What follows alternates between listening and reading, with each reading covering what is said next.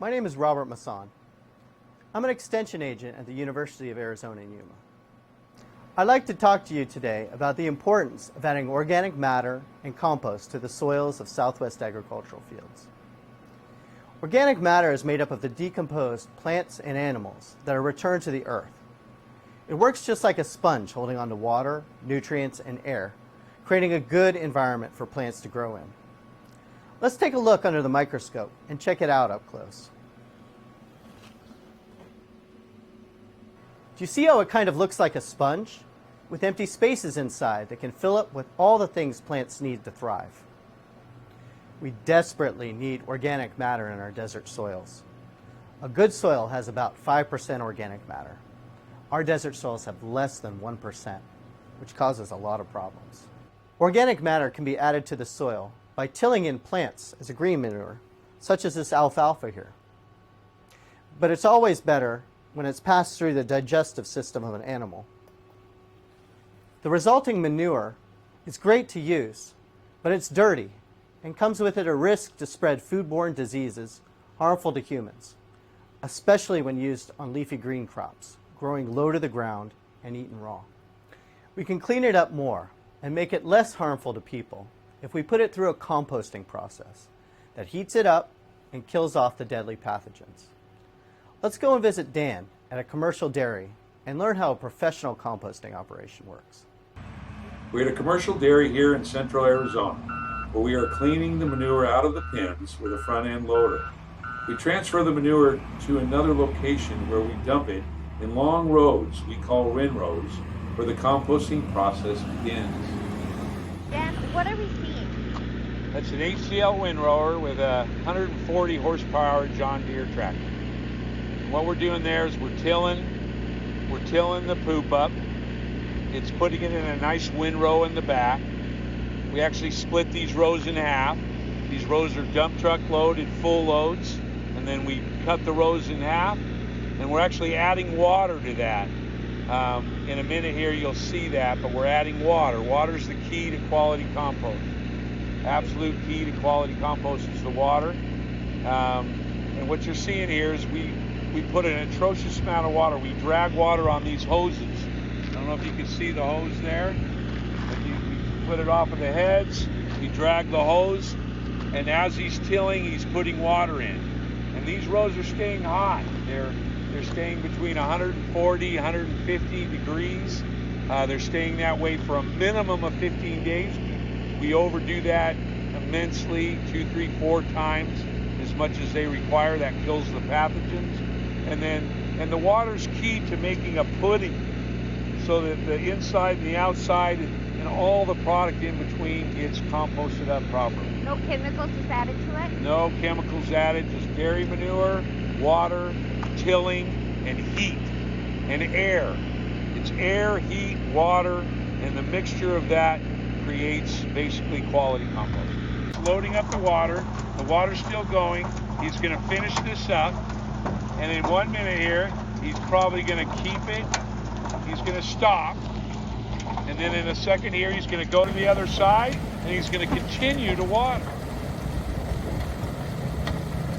Yeah, the temperature matters tremendously. We're looking for above 131, and we can go all the way up to 160, 170, even 180.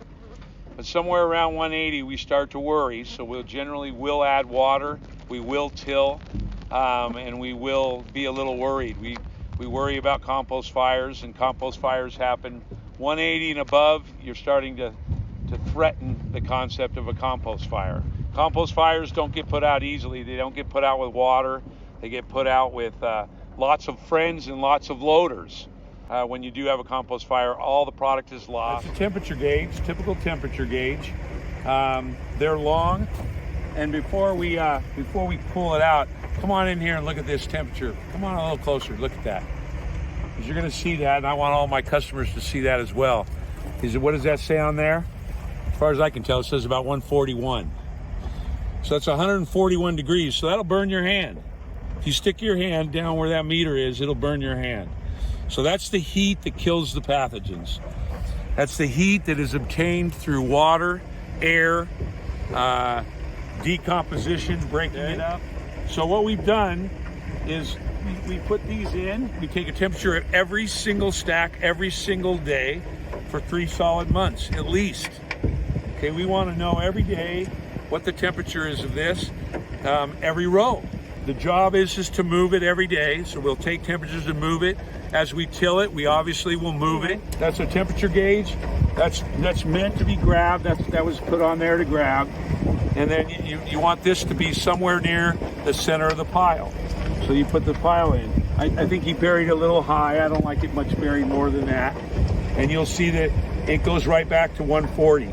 If it goes below 131, it's not heating anymore. The whole process has to start over again. So our job is to keep it above 131 for 15 days and till it 5 times.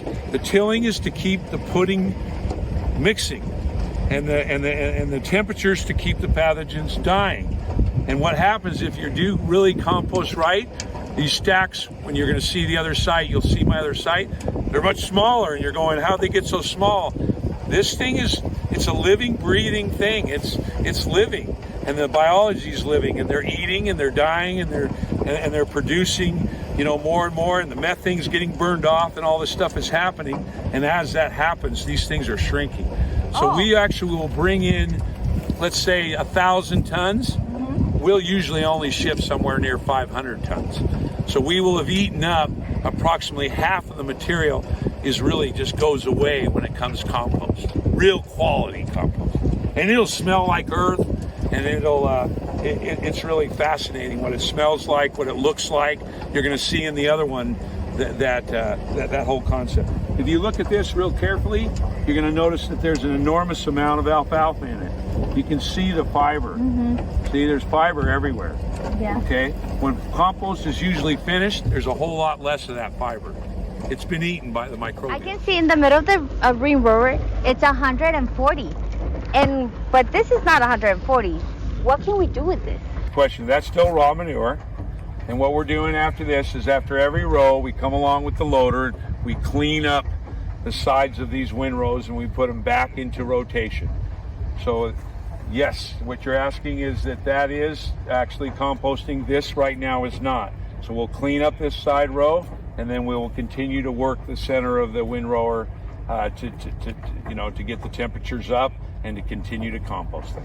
Don, and how do you know the compost is finished, ready to be delivered? Okay, well, finished is a hard term in the compost business, simply because you till with water, you till with air, you're keeping it, you're shrinking it, it heated up. When it finally tells you it's really finished, it won't heat up anymore. It'll start curing. It'll calm down to the point where it's on the ambient temperature. And at that point, it's absolutely 100% composted. But yes, normally compost will tell you it's needed to be cured. It's telling it's finished because it will stop heating. It would stop heating. It will stop heating up, and even though you're adding water and even though you're adding air and you're tilling it and you're doing everything, it'll finally say, I don't want to heat up anymore. And when it finally tells you it doesn't want to heat up anymore, that you are at the end of really the composting timeline. Thank you, Dan, for giving us a tour of your processing facility. Now we know what it takes to make good quality compost. We have a great opportunity to see how it's applied in a leafy greens production field. Let's visit with Mike, just over the water in Bard, California, and learn some safe compost handling techniques. Mike Cavaney with West Coast Soil Amendments with Ariana Escalante, and she is a student at the U of A, and we're out today at a grower's field and also at the grower stack lot to go over a compost application and what we're looking for to make sure that we keep the food safety chain in check. The grower, he will call us and say, Mike, I'm ready to apply field A with 8 tons of compost per acre. This is an organic ranch, and we're going to use lot 1 of 2022, and he will give me the rates who's providing the compost, and the blocks that we're going to apply with that compost. We're going to also do an assessment to make sure that since the time that the material's been stacked to the time of application, that there has not been people going through the compost, there's not animal tracks, or we're doing a food safety assessment to make sure that there has not been any contamination to the product. We're here today to do the pre-inspection of the stacking of the compost. Now, prior to all this, the grower has set up certain areas for his stacking ability for this ranch, and it ranges anywhere from a half a mile to a mile away. So, and what we're looking at importantly in the grower is that we're not stacking next to any ditches, we're not stacking into any areas where water is flowing that can that we can't control the wind and the dust. The compost does not blow bad, but when it starts blowing above 10, 12 miles an hour, there will be some dust coming off the compost. So we want to keep it away from ditches as much as possible. Okay. So here we can see, as we kind of glance around, where we have no waterways that are going to affect us.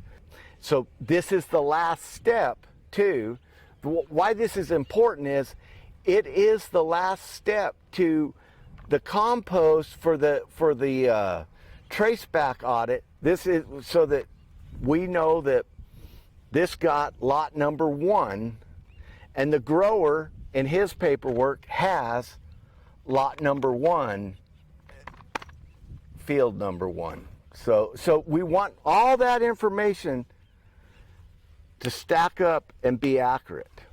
Now, the last check off on this process is to check the bag to make sure that our lot numbers correspond with the applicator's paperwork and the field number. So we're ready to go to the field with this material. Okay.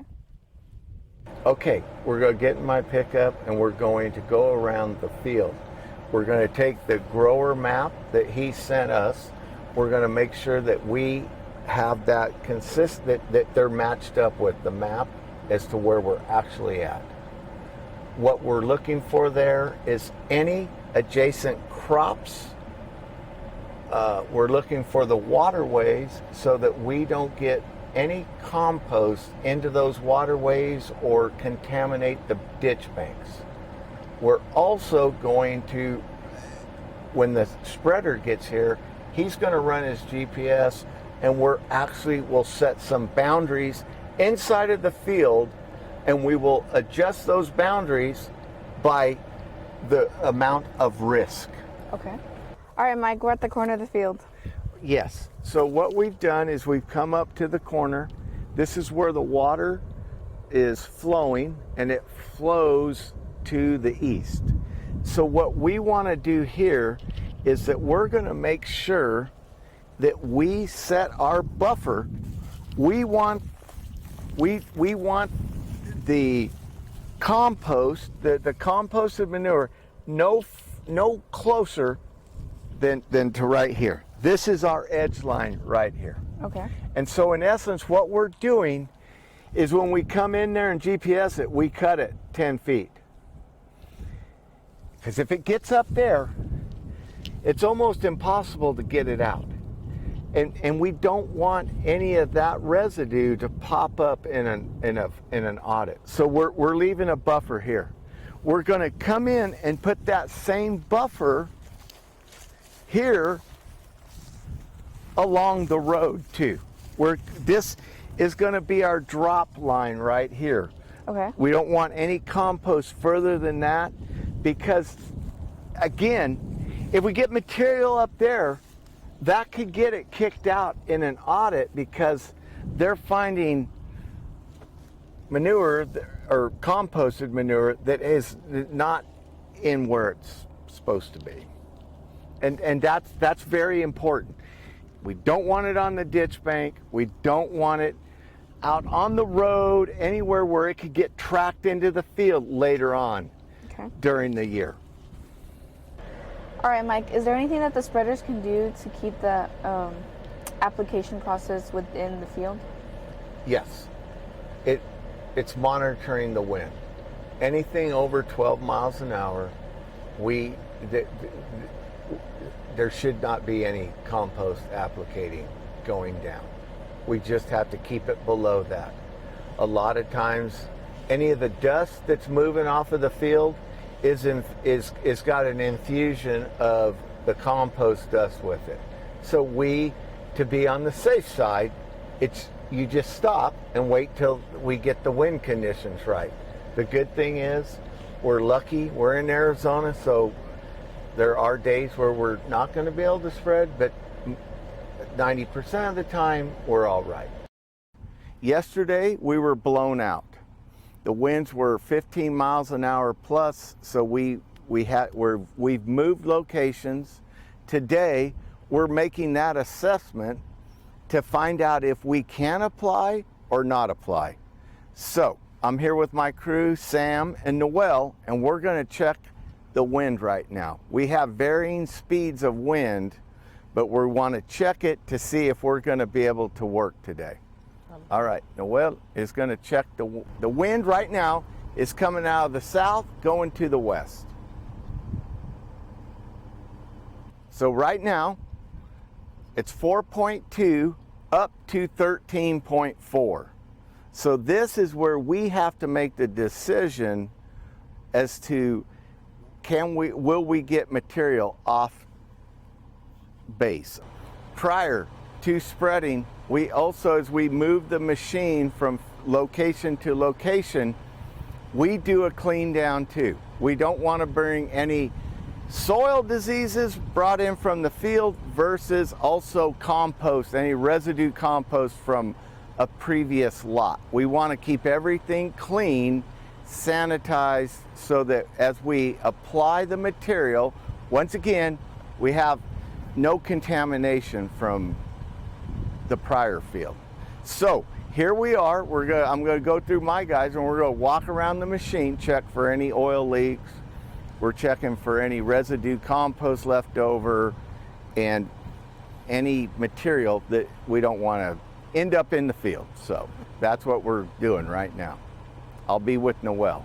Mi nombre es Noel Cortés, soy esprayador de West Coast Soil. Esta es mi máquina con la que sprayamos los files. La máquina se mantiene a niveles de aceite, se checa liquideras, que no tire aceite, que no tire nada para mantener limpios los files, para no contaminar. La máquina se lava en cada cambio de fil, en cada cambio de bloque, para que se mantenga bien y no tener contaminación de un fil a otro. Estos son mis abanicos que hacen que sprayee alrededor del fil a cierta distancia. Esta es mi banda por donde sale el material. Este es mi motor hidráulico con el que funciona todo el funcionamiento. Todo se mantiene de adentro de la cabina, se regula velocidad, se regula el sprayador, que no vaya muy lejos o muy cerca, depende como lo pida el ranchero. In the 15 minutes that we've been here, we have had the wind drop down, and now we're marking the wind speed at 1.8 miles an hour. So we're going to go ahead, load up, go to the field, and we're going to show you now what decisions we make as we're watching him apply.